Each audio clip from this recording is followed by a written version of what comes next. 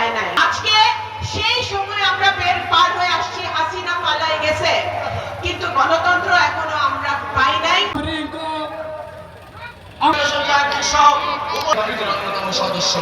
সরকারকে বলতে চাই, একটা কথা বলতে চাই, আমার নেতা এবং আমার নেতা তারেক রহমান এর প্রধান অতিথি সমবায়ের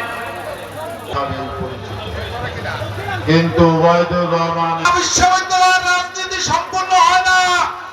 2008 সালের নির্বাচন হয়েছে, সেই নির্বাচনও কারচুপি হয়েছে, সেই নির্বাচনও কারচুপি হয়েছে। না হইলে আমরা বিপুল ভোটে ধানের শীষ সেখান থেকে জয়লাভ করত।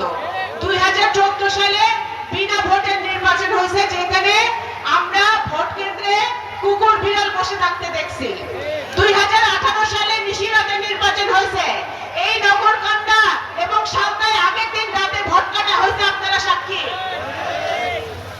এই 7 জানুয়ারি নির্বাচন আমি দামির নির্বাচন, আওয়ামী লীগ দাঁড়াইছে, সেই নির্বাচনেও কেউ ভোট দিতে যায় নাই, গেছে।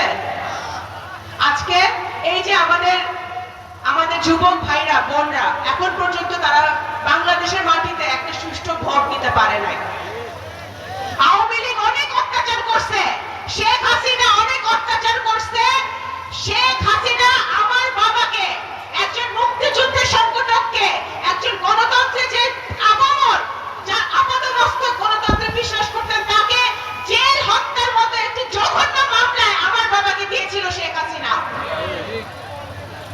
জেল হত্যা মামলায় আমার বাবা দিনের পর দিন জেল খেটেছে।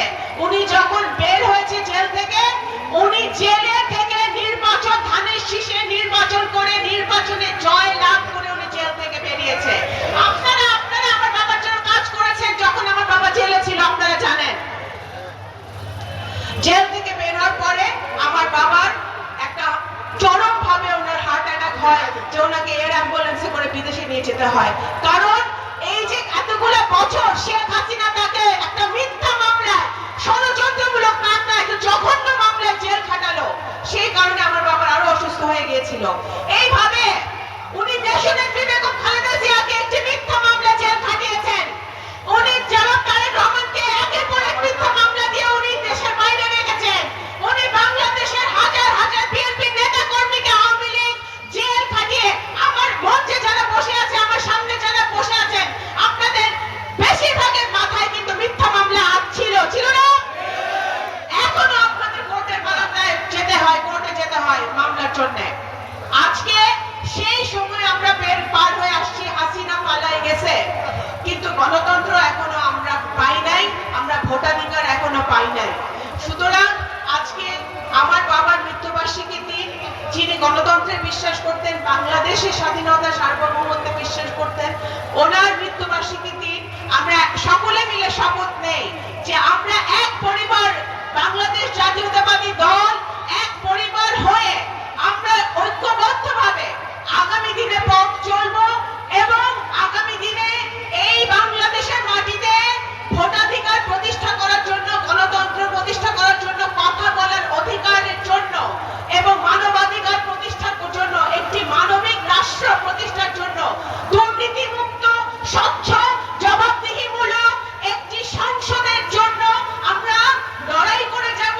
এবং আমার নগরকান্দা সাঁওতাল যারা মুরব্বিয়ান আছে, তাদের প্রতি আমরা বিশেষভাবে অনুরোধ যে আপনারা, এই মাটির থেকে মুক্তিযোদ্ধাদের জন্ম হয়েছে, এই মাটিতে আপনারা সকলে ঐক্যবদ্ধ থাকবেন এবং আপনাদেরকে সাথে নিয়ে আমি পথ চলতে চাই।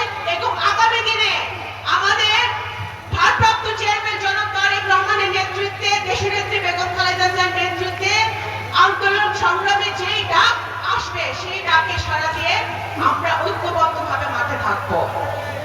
আজকে অন্তর্বর্তীকালীন এই দেশের একটি ক্রান্তিকালে আপনারা দায়িত্ব গ্রহণ করেছেন, আপনাদের উপর বাংলাদেশি এবং আন্তর্জাতিকভাবে সকলের ভরসা আছে। আপনার সকলে চায় যে আপনারা সার্থক সফল হন। আপনাদের সফলতা তখনই হবে যখন আপনারা সংস্কার প্রক্রিয়ার সাথে সাথে একটি সুষ্ঠু নির্বাচনের ব্যবস্থা করবেন। কারণ একটি সুষ্ঠু নির্বাচন একজন নাগরিকের ভোট দেওয়ার অধিকার, একজন নাগরিকের মৌলিক অধিকার। এটা সংস্কারের একটি অংশ, যেটা শেখ হাসিনা ধ্বংস করে দিয়ে গেছে। আজকে সংস্কারও চলতে হবে, কারণ সংস্কার বাংলাদেশ জাতীয়তাবাদী দল